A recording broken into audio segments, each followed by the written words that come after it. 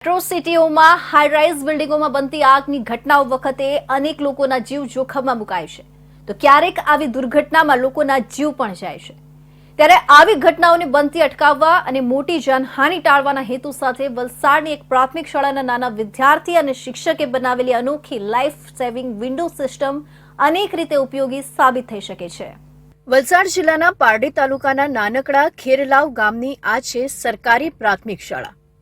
આ પ્રાથમિક શાળામાં અભ્યાસ કરતા જીયાન્સ મનીષભાઈ પટેલ નામના એક વિદ્યાર્થી અને શાળાના ગણિત વિજ્ઞાનના શિક્ષક ચેતન પટેલે એક અનોખી કૃતિ બનાવી છે। રાજ્યમાં શિક્ષણ વિભાગ દ્વારા યોજાતા ગણિત વિજ્ઞાન મેળાઓ બાદ હવે આ કૃતિ રાષ્ટ્રીય કક્ષાએથી લઈ હવે આંતરરાષ્ટ્રીય સ્પર્ધા માટે પસંદગી થઈ છે। આથી આ બાળક હવે જાપાનમાં જઈ પોતાની પ્રતિભાનું પ્રદર્શન કરશે। નાનકડી પ્રાથમિક શાળાના વિદ્યાર્થીએ બનાવેલી આ કૃતિનું નામ લાઈફ સેવિંગ વિન્ડો છે।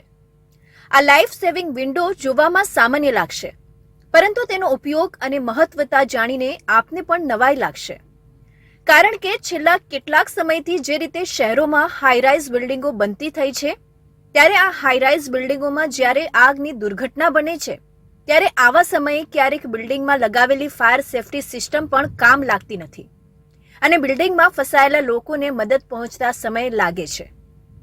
આથી અનેક લોકોએ જીવ ગુમાવવાનો વારો આવે છે, પરંતુ ખેરલાવની આ પ્રાથમિક શાળાના વિદ્યાર્થી અને શિક્ષકે બનાવેલી આ અનોખી લાઈફ સેવિંગ વિન્ડો પ્રોજેક્ટ દ્વારા આગની દુર્ઘટનાઓ વખતે લોકોના જીવનું રક્ષણ થઈ શકે છે અને બહારથી કોઈ મદદ પહોંચે એ પહેલા જ બિલ્ડિંગમાં ફસાયેલા લોકો પોતાની જાતે જ પોતાના જીવ બચાવી શકે છે। ત્યારે કેવી રીતે આ લાઈફ સેવિંગ વિન્ડો કામ કરશે, સાંભળો કૃતિ બનાવનાર વિદ્યાર્થી પાસેથી। મારી કૃતિનું નામ છે લાઈફ સેવિંગ વિન્ડો। જ્યારે આગ લાગે ત્યારે સેન્સર્સ કામ કરે છે અને ઇમારતમાંથી અડધી બાર નીચેની તરફ પડે છે અને ડાબી તરફ ખસે તે સીડી જેવી રીતના બને અને આગમાં ફસેલો ત્યાંથી બહાર આવે છે અને પોતાનો જીવ બચાવી લે છે। હું એક દિવસ સમાચારમાં જોઈ રહી છું, આવી ઇમારતમાં આગ લાગવાને કારણે બધાની મૃત્યુ થઈ જાય છે। આના કારણે હું આ પ્રોજેક્ટ બનાવ્યો છું। અમારો પ્રોજેક્ટ આંતરરાષ્ટ્રીય લેવલે જઈ રહ્યો છે જાપાન, અને મને ખૂબ આનંદ છે। મેં તૈયાર કરેલી કૃતિનું નામ છે લાઈફ સેવિંગ વિન્ડો। આજે જોવા જઈએ તો શહેરીકરણ અને જમીનના અભાવે મોટી મોટી ઇમારતો બની રહી છે અને જેમાં આગ લાગવાની ઘટના આપણે જોવા અને જાણવા મળે છે। તો એમાં આગ લાગે છે ત્યારે સુવિધાના અભાવે વ્યક્તિ બહાર આવી શકતો નથી અને અંદર જ દુઃખદ ઘટના બને છે। તો અમે જે કૃતિ બનાવી છે લાઈફ સેવિંગ વિન્ડો, એમાં એક બારી લગાવેલી હોય છે, એમાંની અડધી બારી નીચેની તરફ પડે અને ડાબી તરફ સરકી જાય છે, જેના કારણે સીડી જેવી રચના બને છે। આ જ 10-12 માળની બિલ્ડિંગ હોય તો તેમાં પણ તમામ બારીઓ ફોલ થાય અને ડાબી તરફ સરકી સીડી જેવી રચના બની જાય છે, જેના કારણે અંદર ફસાયેલો વ્યક્તિ સરળતાથી બહાર આવે અને સીડી દ્વારા નીચે સુધી આવે છે અને પોતાનો જીવ બચાવે।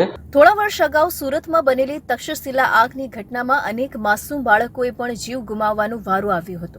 ત્યારે ખેરલાવની આ પ્રાથમિક શાળાના વિદ્યાર્થી અને શિક્ષકે બનાવેલી આ કૃતિ આવી દુર્ઘટના વખતે સૌથી મહત્વની પુરવાર થઈ શકે છે, કારણ કે નજીવા ખર્ચે જ બિલ્ડિંગોમાં જે રીતે બારીની ગ્રીલ લગાવવામાં આવે છે, એવી જ રીતે આ લાઈફ સેવિંગ વિન્ડો લગાવવામાં આવે છે, જે સેન્સર સાથે જોડાયેલી હોય છે।